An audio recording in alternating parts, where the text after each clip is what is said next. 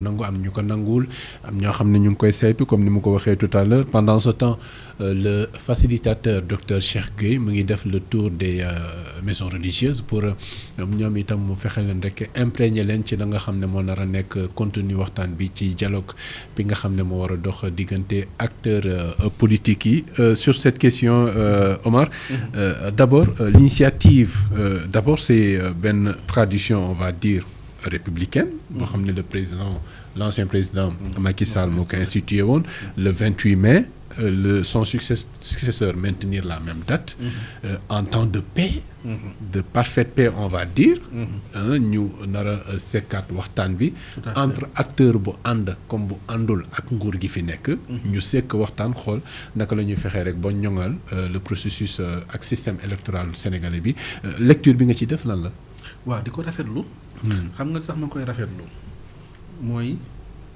ñoom dañoo cohérent ci seen démarche ci seen programme waxoon na ni il faut que ñu revoir le système politique sénégalais te muy yow muy man ñun ñëpp a d'accord que ni vraiment il y a un trop plein de partis politiques au Sénégal une pléthore de partis politiques Sénégal plus de 300 partis politiques loolu dëgg-dëgg vraiment te partis politiques yoo xamante ni amuñu benn représentativité loolu vraiment lu ñu war a soppi la lu toll ay États-Unis da nga fay dégg ñaari grands partis les démocrates et les républicains yaa ngi dégg parfois kuy def candidature da ngay candidature indépendante wala genre demoon ngay def te loolu c'est très rare donc ñun dañoo war a dem vers la quintessence de la politique c'est-à-dire politique dëgg sëñ Abdou Khadre représentativité la ku munta nekk maire mënoo nekk sax chef de quartier nga ni damaa bëgg a nekk président de la république naxoo kenn sa bopp rek. mais représentativité fu ñu ko mën a évaluer en temps d'élection présidentielle on se rend compte que finalement à la limite il y a que 5 partis qui sont représentatifs.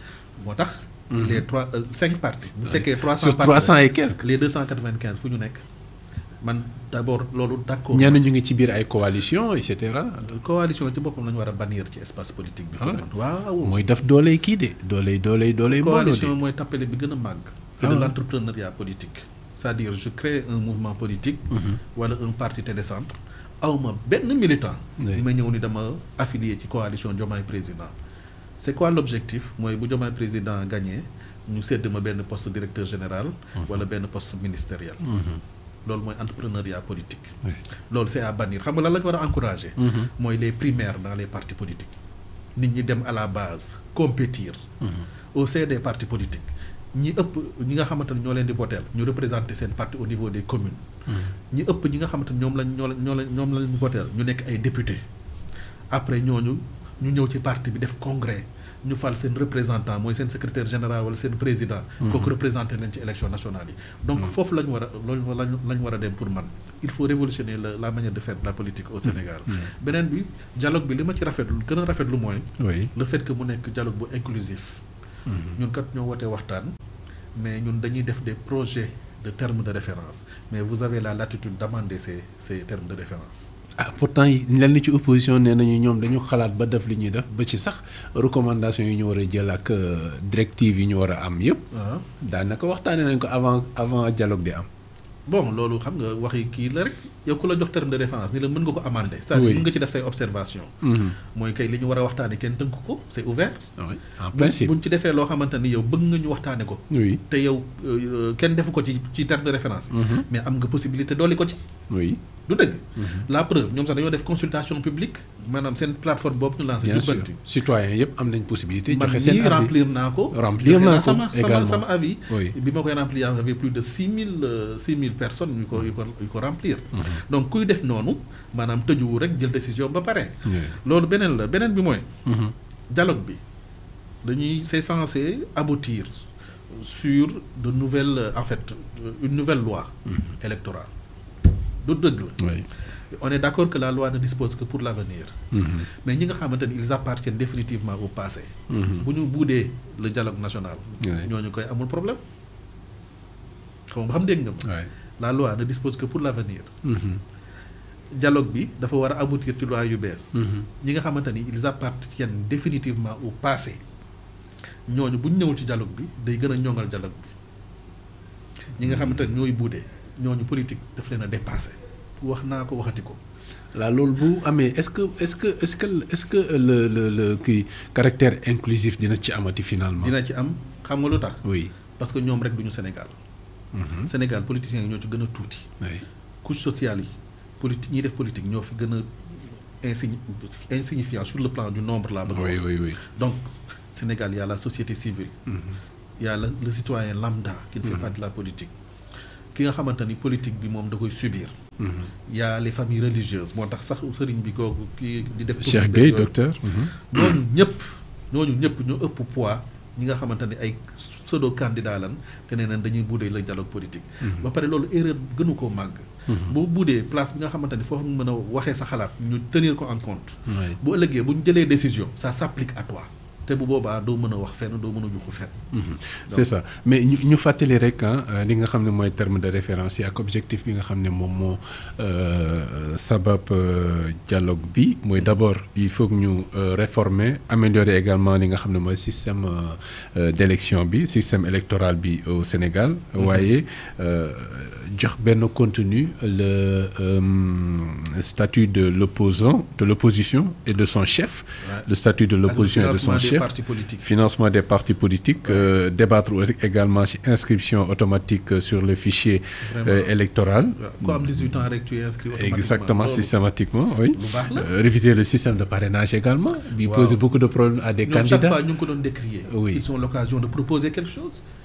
En fait, le problème, c'est que li baaxul. Lan ngay proposer. Par exemple, man bi ma remplir affaire bi dama proposer li nga xamanteni wax naa ko presque ci plateau yu nekk le mode d'élection des maires. Pour man dañ ko war a révolutionner au Sénégal. J'ai proposé ça dans la plateforme. C'est-à-dire man je pense que ni le maire dañ ko war a ma waxaat ko fii dañ ko war a maintenir di ko fal au suffrage universel d'accord. Mais pas à travers une liste. benn maire benn nit cundum moo war a postuler ni man maire la ak ay concurrents ñu fal ci kenn comme maire de la commune. Maintenant les conseillers municipaux xam nga ñan la ñu nekk mooy délégué de quartier yi te le délégué de quartier il doit être dañ ko war a élire par les membres ñoo xamante ni ñi nga xamante ni ñoo dëkk ci quartier bi c'est-à-dire les habitants du quartier ñooy fal délégué de quartier bi sous la supervision du préfet. Délégué de quartier boobu représenté leen au sein de. maanaam comité de gestion bi mën na organiser élection bi ñu am ay candidats mais les différentes par exemple différentes concessions wala bokk. ku mu neex rek ci quartier bi nga mën a voter nga ni man candidat la comme délégué de quartier délégué bi day mel ni député quartier bi. Au sein de l'assemblée communale mooy le conseil municipal. léegi délégué boobu moom mooy mën a wax sama quartier dafa am problème mu éclairage public. sama quartier dafa am problème mu pavage. sama quartier par exemple bu tawee day taa. sama quartier dafa am problème mu sécurité moom rek moo ko mën a wax parce que moom moo fa dëkk. xam nga li ma bëgg a wax. les problèmes du quartier moom moo ko mën a remonter. daal ni sama quartier kat am na ay couches défavorisées yi fa dëkk. pour action sociale yi ñuy def. donc kooku mooy représenter son quartier au niveau de l'assemblée communale mooy le conseil municipal. léegi moom tamit moom mooy surveiller l'action du maire. c'est-à-dire bu ñu defee seen budget ba pare à travers les programmes yi nga xamante ni ñoom ñoo koy remonter. bu ñu deful li ñu war a def seen quartier moom moo war a ñëw ci assemblée bi daal di le maire yow kat dañoo voté woon un budget basé ko sur un programme bien défini sama quartier waroon naa am temps sur ci investissement bi ñu prévoiroon pourquoi defuñu ko fi lan moo tax lan la ñuy xaar xam nga li ma bëgg a wax. Il sera le député de son quartier au niveau de l'assemblée communale. Donc loolu mooy maire yi. Élection député yi. man tamit am naa ci beneen gisin mooy pour man le président du conseil départemental moom moo war a nekk en même temps le député du département. Il a déjà un cabinet. day am économiste ci biir am ay juriste ci biir am ay technicien ci biir am ay sax nu mu tudd sax ingénieur ci biir. ñooñu ñooy xalaat yan programme lañu war a def ci département bi léegi nag en complicité avec les maires. bu ñu ko defee budgétiser ko. ñu remonter ko au niveau de l'état central. État central bi day consolider l'ensemble de ces programmes donc bokk ci boole ci budget de fonctionnement bi loolu mooy constituer le budget de l'état du Sénégal xam comprendre li ma bëgg a wax. Bien sûr léegi moom du am salaire assemblée nationale parce que am na salaire au niveau du conseil départemental ba pare. bu ko defee on aura 46 présidents de conseil départementaux yi ñooy nekk députés yi. plus les représentants des centrales. maanaam centrale syndicale bi. bu ci nekk. day am représentant au niveau de l'hémicycle bu ko defee xam nga bi ma defee calcul bi. Sénégal xam nga ñaata député lay soxla. 55 députés. syndicats yi dañ fay am représentant patronat bi am représentant société civile bi am représentant. c'est-à-dire 46 représentants des départements. plus 9 ñooñu 9 la ñuy nekk. d'accord maanaam syndicats yi. patronat bi ak société civile ku ci nekk am fa benn représentant. day nekk au total 55 députés. doy na sëkk pour Sénégal. bu ko defee ñooñu ñooy contrôler l'action gouvernementale. problème yi ñuy wax ci fonctionnement wu assemblée nationale ak tamit réduction du train de vie de l'État. bu boobaa dinañ ko mën a régler waale en même temps. dinañ ko mën a régler waale d'accord merci beaucoup Omar en tout cas bëri na yeneen termes yoo xam ne war nañ ko waxtaanee waaye par rapport ak ñi nga xam ne jot nañu wax ne du ñu bokk motivation bi yaa ngi wax tout à l'heure que dafa war a nekk yëfu Sénégalais yëpp. waaye ñëpp à partir de ce moment-là du choix de participer ou non. da nga war a jiital Sénégal sa kanam. est-ce que forcément ne pas participer veut dire que jiitaloo Sénégal sa kanam. waaw xam nga maa ngi la koy wax sànq. à un moment donné de l'histoire nit ki day fàtte boppam jiital l'intérêt général. lu ko mooy rek train wu histoire bi da ko fi bàyyi. te bu boobaa du mere kenn ku dul boppam. politique sëñ Abdou Khadre xel moo koy def mais du émotion moo koy def. nee naa la boo bëggee nekk un bon leader. da ngay am intelligence émotionnelle.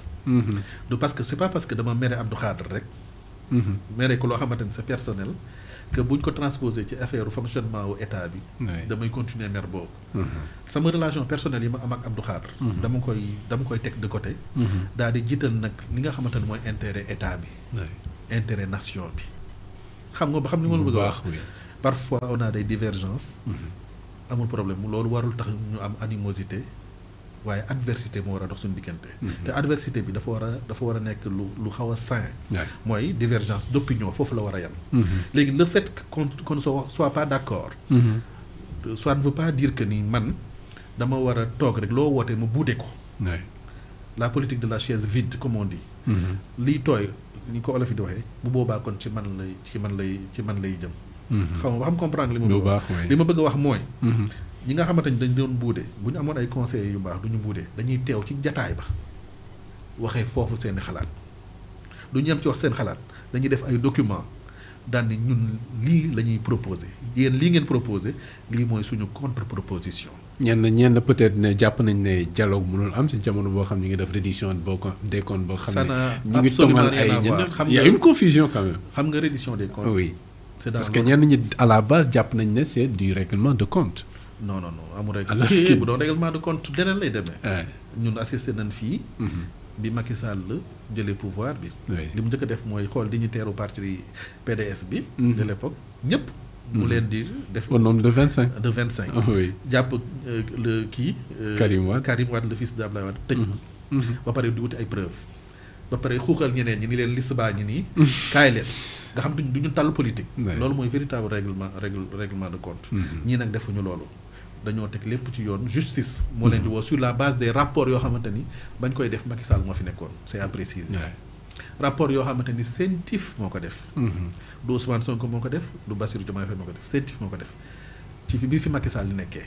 rapport yoo xamante ni ci Covid 19 bi la kii bi ko kii defee Cour des comptes. c'était encore bi fi Macky Sall nekkee ñii jël defuñu benn rapport.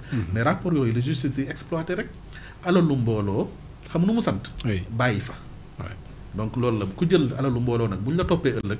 vraiment da nga war a rendre compte ñun yéenewuñu kenn prison. mais boo jëlee loo moomu nga la da nga koy. mais gannaaw gestion sax da nga war a rendre compte de li nga gérer nu mu doon. moo tax ma la c'est dans l'ordre normal des choses la reddition des comptes. c'est une demande sociale.